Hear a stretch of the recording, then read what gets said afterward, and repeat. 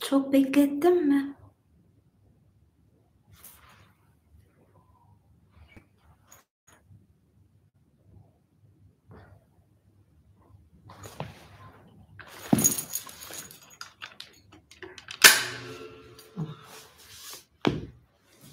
Geliyorum.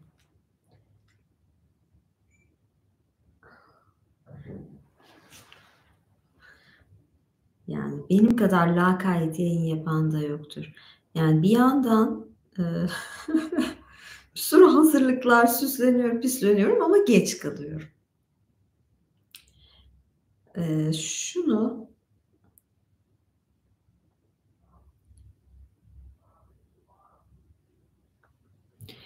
Şu anda canlı yayındayız. Ben YouTube'da canlı yayındayım. Size de linkini buraya koyuyorum. Evet, ben o yayına geçeyim en iyisi. Şu anda canlı yayındayız. Ben YouTube'da canlı yayındayım. Ay yok, iyi çıkmamış. Bir daha iyi çekiyorum. Şu anda canlı yayındayız ve linki buraya koyuyorum YouTube'da. Görüşürüz. Şu anda canlı yayındayız. Şey gibi oldu böyle. Suyun suyu. Şu anda canlı yayındayız. Linki buraya koyuyorum YouTube'da. Görüşürüz. Şu anda canlı yayındayız. Linki buraya koyuyorum YouTube'da. Görüşürüz. Anca gelebildim ya, kusura bakmayın. Bazen böyle oluyor.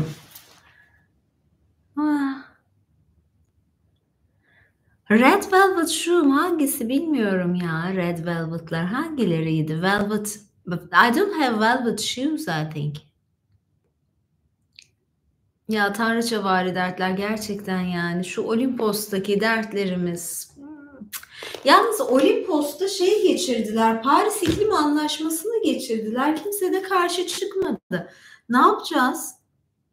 Yani gün gelecek hayvanları kesecekler mi? Ay bunlar gaz çıkarıyor iklim anlaşmasına sert diye. Yani ben bir Olimposlu olarak karşıyım buna. Yani evet, bilmiyorum, tanrıçalık yetkilerimi kullanarak bir şey yapabilir miyim? Toplanabilir miyiz? Ne kadar buna karşı çıkarız? En çok karşı olduğum şeyler yani Olimpos Dağı'nın çevresi, doğa falan bu gibi konularla ilgili olan şeyler. Bir de ben özgürlükleri severim. Tamamen özgürlükçü bir tanrıçayım. Sıcak bastı özgürlük falan deyince. Yani bugün şu ceketi çıkarınca bir anda metalci halime geldim. Biraz süslü bir metalci. Bu arada fermuarı da çekemedim. İşte yalnızlık. Bakın göstereyim isterseniz. İnanmıyorsanız çekecek biri var mı? Çekilmesi lazım. Bakın. Potluk yarısı. Nasıl uğraştım. Bir geç kalma sebebim de şu fermuarı çekememek. Ya o kadar yalnız. O kadar yalnızım gerçekten.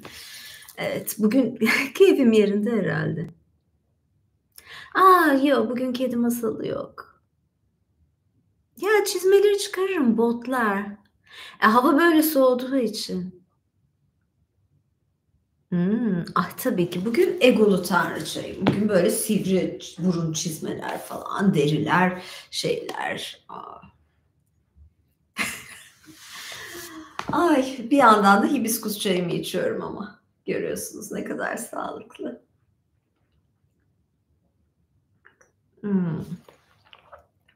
Çizme 37 numara ama burnu sivri olduğu için büyük gibi gözüküyor.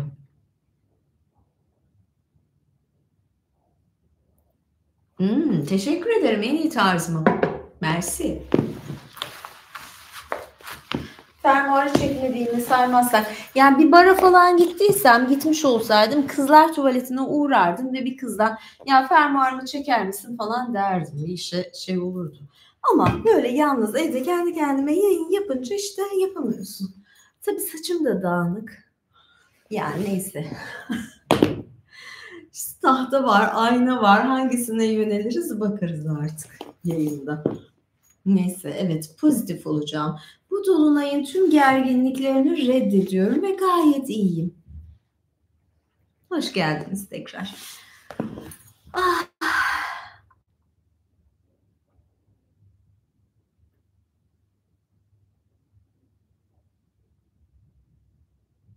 hizmetçi ya. Hizmetçi de şeyde evde yabancı da istemiyorum. Yalnızlığa o kadar alıştım ki.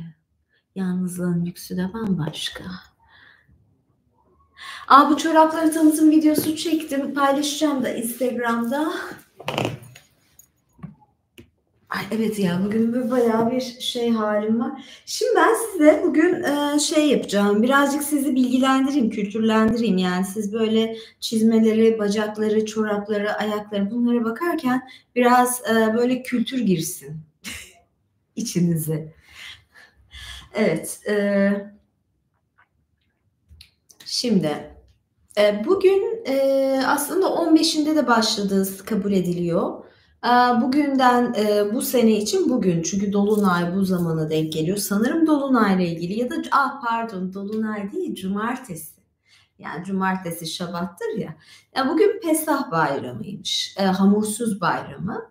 Önümüzdeki hafta ise zaten Cuma günü o şey başlıyor. Önce yas durumu var. Ondan sonra pazar günü ise Hristiyanlığın hani İsa'nın tekrar dirilişi bayramı, Paskalya bayramı. Ya onu daha çok biliyorsunuzdur. Bu hamursuz nedir falan diye diyecekleriniz olur. Yani bu hamursuz bayramı da nedir? Ben de bilmiyordum açıkçası 2 sene öncesine kadar. Size bununla ilgili bilgi vereceğim, okuma yapacağım. Biraz da böyle sohbet falan olur. Bu baharda hep üst üste bayramlar geliyor. Dikkat ederseniz zaten ya yılbaşında gelir bayramlar. Tam böyle havalar kararır, günler kararır falan, böyle içimiz kararır. Tam o zaman bir böyle şeydir. Yani havalar kış falan tam başlıyordur ama tekrar günler uzamaya başlayacaktır. Bir o zaman geliyor bayramlar. Tam pagan işleri zaten. Bir de şimdi bahar döneminde bayramlar var. Ben size şimdi bununla ilgili şeyden okuyacağım. Bereşit'ten okuyacağım. Tamam. Bir bakayım soru var mı yok mu? Teaser prova videosu. Teaser değil, eğer bu kadar prova videolarını seviyorsanız, meraklıysanız, hani çorap provası, ayakkabı provası gibi videoları seviyorsanız benim kanalıma üye olabilirsiniz. İmparator üye olduğunuz zaman bu geçmişteki tüm provaları da görebilirsiniz. Yani herhalde 20-30 prova birikmiştir belki de, bilmiyorum. Yani hepsi birer sanat eseri.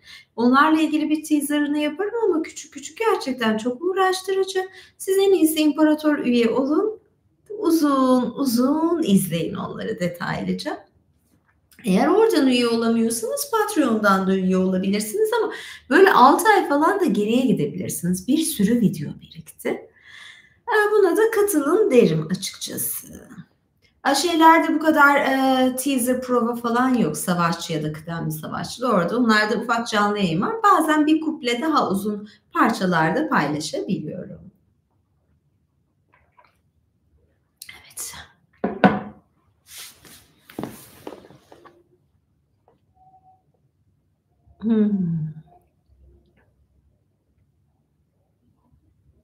Yani egolu bilmem. Evet.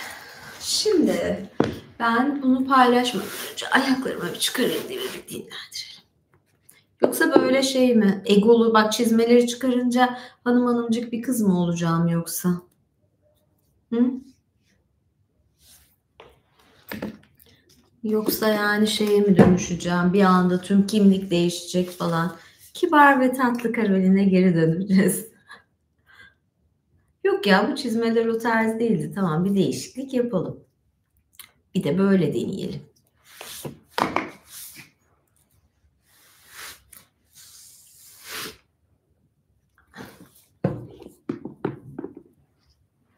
Evet. Bu şekilde okuma yaparım. Belki de birçok kişinin beklediği an buydu. Videonun sonuna da bırakabilirdim ama neyse. Evet. Şimdi size buradan bir okuma yapacağım.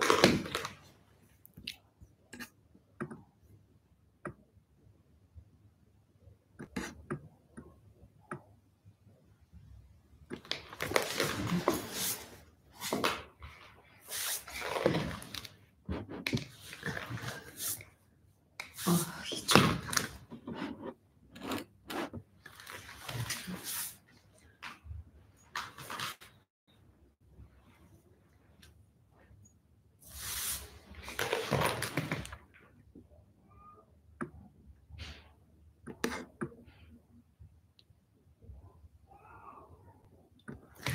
Ay, alta komşu taşındı. Hep gürültü, patırtı. Şimdi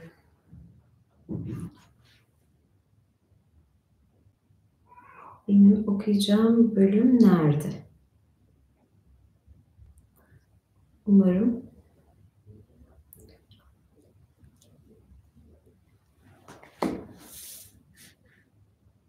büyük ihtimalle dosyaları aldım.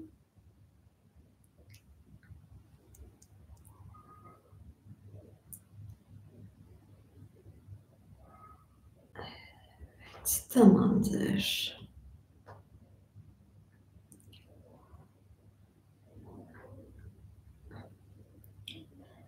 Şimdi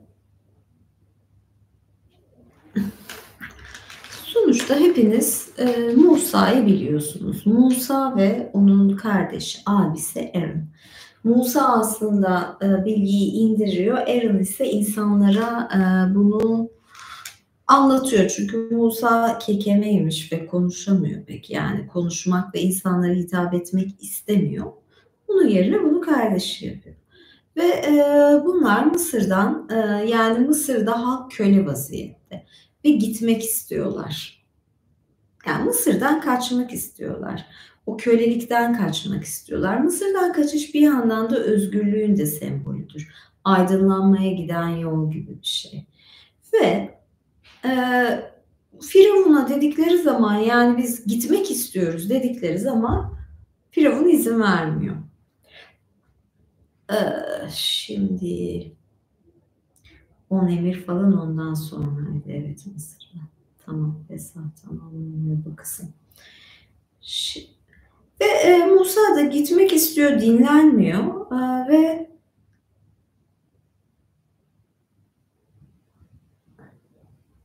hani şeyi biliyorsunuz, asa yılana dönüşüyor, yılanlar böyle şey yapıyor falan, böyle bir durumlar vardı. Bunları da geçtik ve ne zaman Firavun bırakmıyor bunları, belalar gelmeye başlıyor. İlk belada şöyle bir durum var.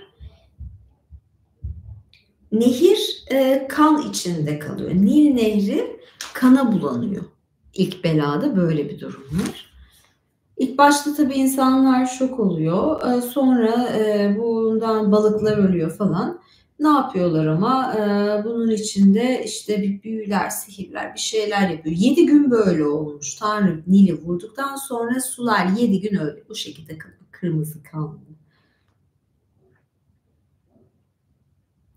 Ve yani Musa diyor, benim halkımı salıver, yani bizi sal, bırak diyor. Ve diyor ki eğer salmazsan tüm ülkeni kurbağalar basacak diyor. Ve Nil Nehri kurbağalarla kaynayacak falan diyor. Ama tabii bunu dinlemiyor yine Firavun. Ve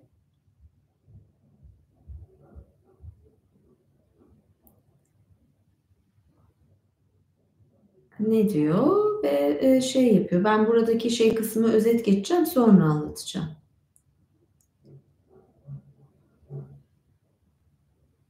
Ve sonra kurbağalardan da kurtuluyor. Çünkü Musa aracı oluyor. Yani Tanrı bu böyle şey cezaları gönderiyor ya. Tamam, yani hani bak dinleyecekler, söz dinleyecekler gibi bir durum oluyor.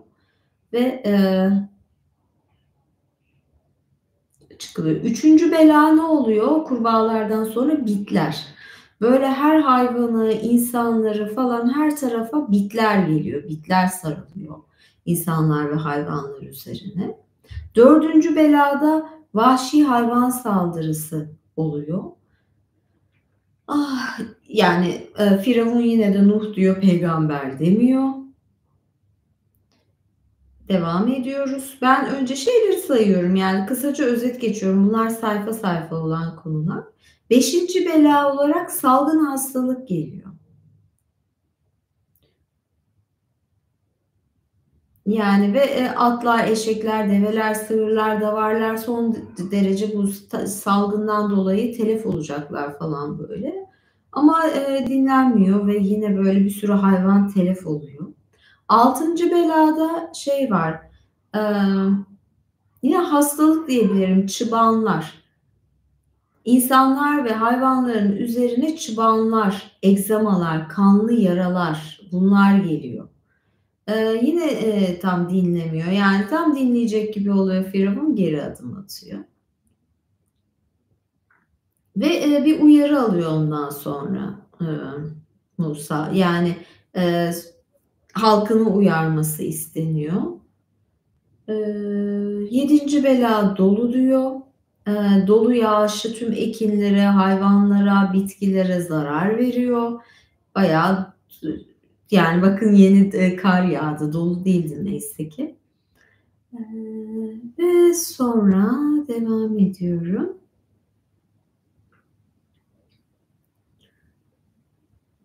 Önce uyarılar, sonra işte belalar. Yani ne kadar günümüze benziyor bazı şeyler, öyle değil mi? 8. bela çekirgeler. Çekirge de her zaman bir bela olmuştur. Ekinleri yiyorlar. Dolunun arkasında zaten dolu iyice bitkileri falan vuruyor. Üzerine çekirgeler geliyor. 8. bela. 10 ya da 12 bela vardı sanırım. 9. bela karanlık.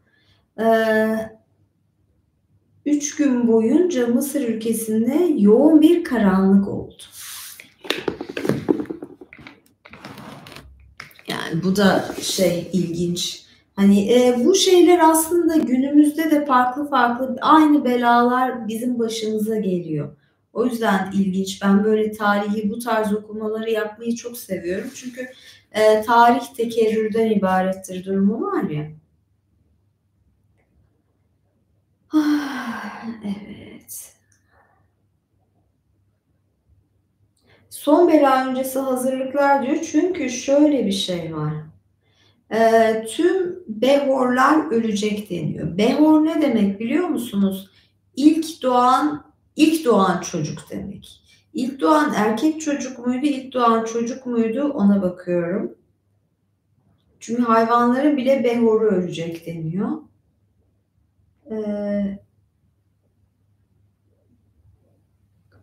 Şöyle. Ve o yüzden de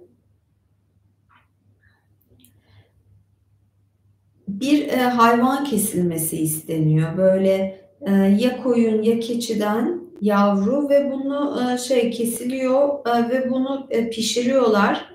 Kandan bir miktar alıp ve bu kapılarına sürüyorlar o kurban ettikleri hayvanın ve o kurban etini de o gece yiyorlar.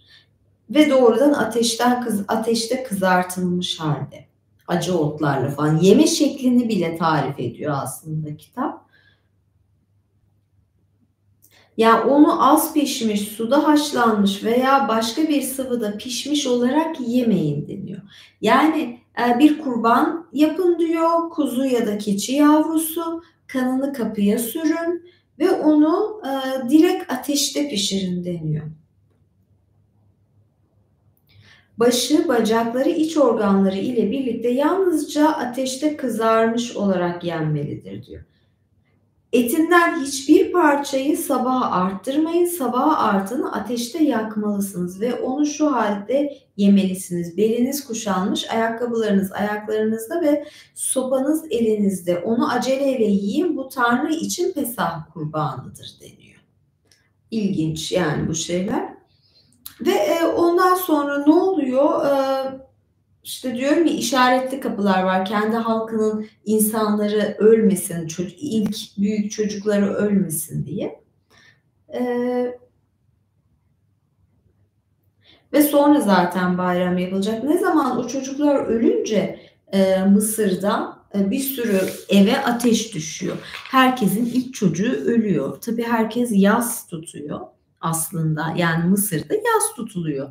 Ama bundan dolayı ise Firavun diyor ki tamam gitsinler, Mısır'dan çıkmalarına izin veriyor.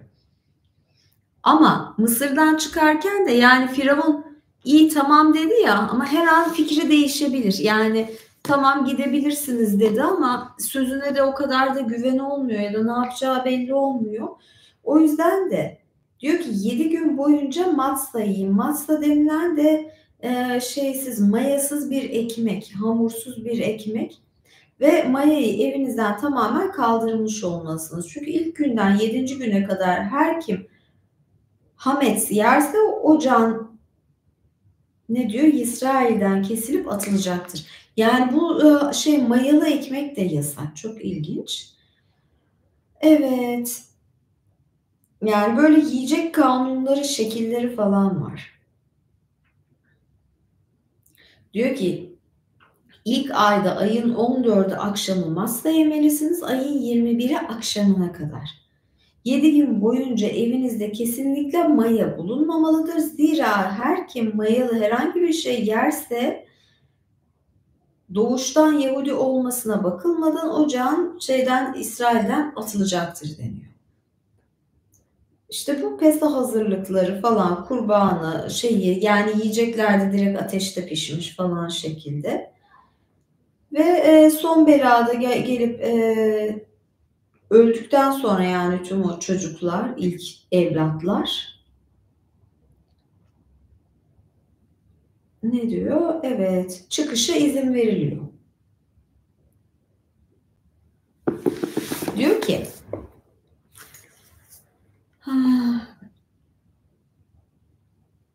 o kısmı ben okuyayım en iyisi ya da şurayı da okuyayım.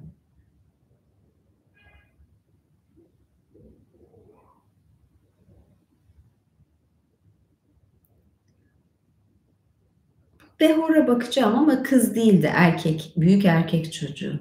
Gece yarısıydı, Tanrı Mısır ülkesindeki tahtında oturan Paro'nun behorundan esirin behoruna kadar tüm behorları, ayrıca hayvanların tüm behorlarını öldürdü.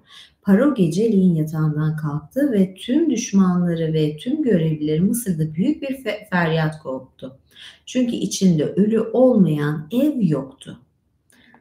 Paro geceliğin Moşe ve Aaron'a seslendi. Yani Musa ve Aaron'a seslendi ve kalkın çıkın halkımın içinden dedi. Hem siz hem Bene İsrail gidin ve söylemiş olduğunuz gibi Tanrı'ya ibadet edin. Paro Firavun'un adı. Mısır halkı onları ülkeden çabukça göndermek için halkı sıkıştırıyordu. Çünkü hepimiz ölüyoruz diyorlardı. Halk hamurunu henüz mayalamamışken ayrıca artıklarını giysilerine sarılı bir şekilde omuzları üstünde götürdü.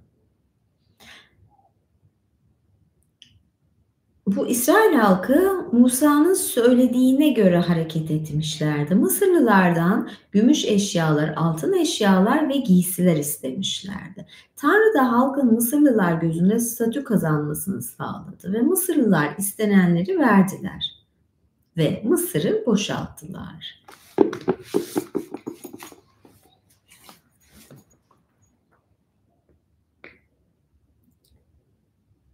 Bu boşaltmada ne kadar çocuklar dışında 600 bin kadar yaya erkek vardı.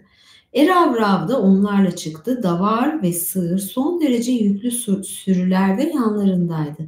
Mısır'dan çıkardıkları hamuru masa çörekleri şeklinde pişirdiler. Zira Mısır'dan kovuldukları ve dolayısıyla oyalanamadıkları için hamur mayalanmamıştı. Kendilerine yolluk da hazırlayamamışlardı. Bene İsrail'in, bu İsrail halkı, Mısır'da oturdukları yaşantı süresi 430 yıldır. Bu 430 yılın bitiminde tam olarak o günde Tanrı'nın tüm orduları Mısır ülkesinden çıktılar. Bu Tanrı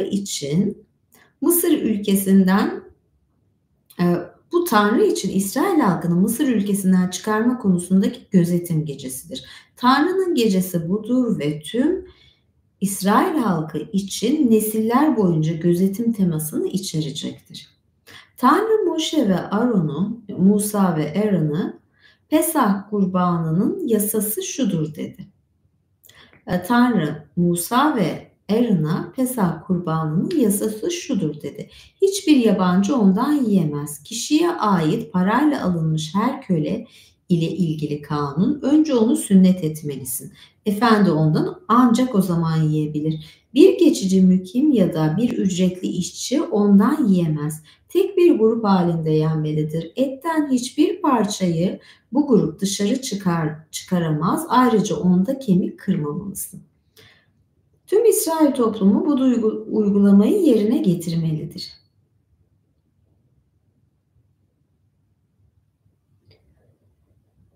Ve diyor ki tüm erkekler sünnet edilmelidir diyor, onun sorumluluğundaki bir kurban oluyorsa. O zaman uygulamaya katılabilirler ve doğuştan Yahudi gibi olacaklardır. Fakat hiçbir sünnetsiz ondan yiyemez. Hem de doğuştan Yahudi için hem de aranızda yaşayan ger için, ger köle miydi? Tek bir kanun geçerli olacaktır. Bu talimatları uygulayın diyor. Ve Mısır'dan çıkıyorlar. Zaten senelerce bu sefer de kutsal topraklara gitmek için çölde kalıyorlar. Böyle bir durumda var. Mısır'dan çıkıyorlar ama evleri falan var. Bu sefer de çöl topraklarında, çöllerde falan kalıyorlar. Böyle bir durum. Bu kısımdan biraz okumak istemiştim. Yani nedir bu? Hep böyle duyuyoruz ya, biz bir sürü bayramın hikayesini biliyoruz da bunu bilmiyoruz. O yüzden okumak istedim açıkçası. Bak, Mısır'dan bugün çıkıyorsunuz ilkbahar ayında. Tanrı seni atalarına sana vereceğine dair yemin ettiği Kenani, Hiti, Emori, Hivi ve Yevusi'nin ülkesine, süt ve balın aktığı ülkeye getireceği zaman bu ibadeti bu ayda yerine getirmelisin. 7 gün boyunca matzah ye. 7. gün Tanrı için bir bayramdır. Bu 7 gün boyunca matzah yenecektir.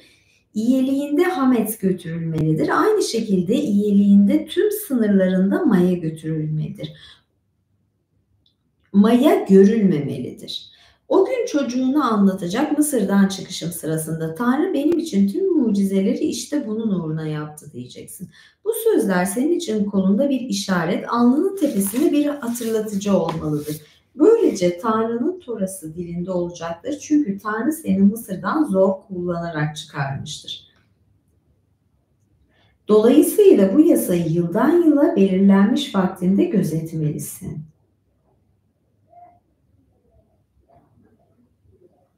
Tanrı seni ve sana atalarına yemin ettiği üzere Kenan ülkesine getirip onu sana vereceği zaman her rahim açanı Tanrı için ayırmalısın. Sana bir çiftlik hayvanının düşük yapmasıyla bile olsa rahim açmış olanların hepsi erkekler, hepsi yani erkekler Tanrı'ya aittir. Rahim açan bir eşeği bir kuzu karşılığında kurtarmalı. Eğer kurtarmazsan onun boynunu vurmalısın. Ayrıca oğullarından behor olanların hepsini kurtarmalısın. Evet, böyle şeyler var. Böyle detaylar falan, hayvanlarla ilgili, şeylerle ilgili. Ben böyle biraz okuyup bilgilendireyim istedim sizi. Behor evet erkek. Yani ilk çocuk demek, erkek çocuk. Tabii ki. Şöyle bir şey var. Önümüzdeki hafta Paskalya. Paskalya ise Maya ile yapılan bir çörektir. Yani farka bakar mısınız? Bir hafta Yahudiler cumartesi gününe kadar şey yiyor, hamursuz ekmekler yiyor. Şeyde ise cumartesi günü Paskalya pişer, pazar günü yenir.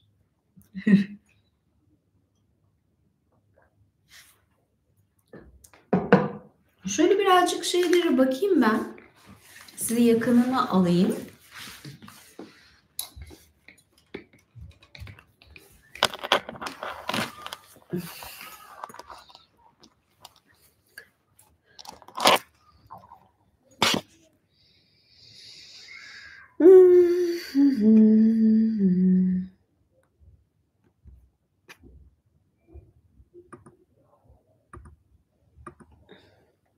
Yok, stüdyo ışığı halini sevmedim.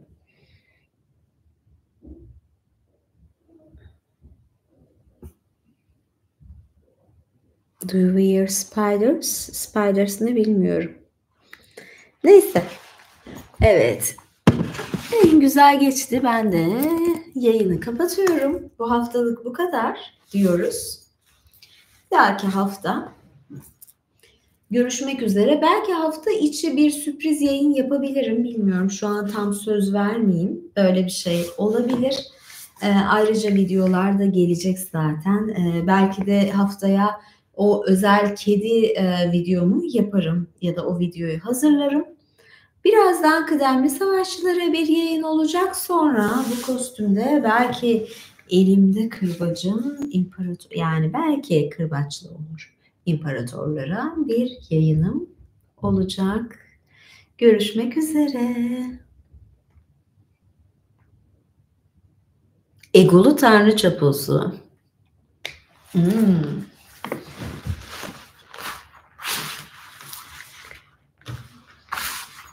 Evet, bundan çok bir elbisenin keyfini üyelerim çıkaracak. Şöyle mi? Egolu Tanrı Çaposu derken.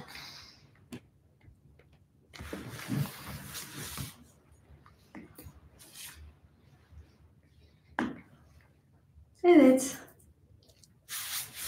Şu şekilde üyelerle görüşmek üzere. Bay bay. İyi geceler. Eğer buraya üye olamıyorsanız Patreon'a gelin derim.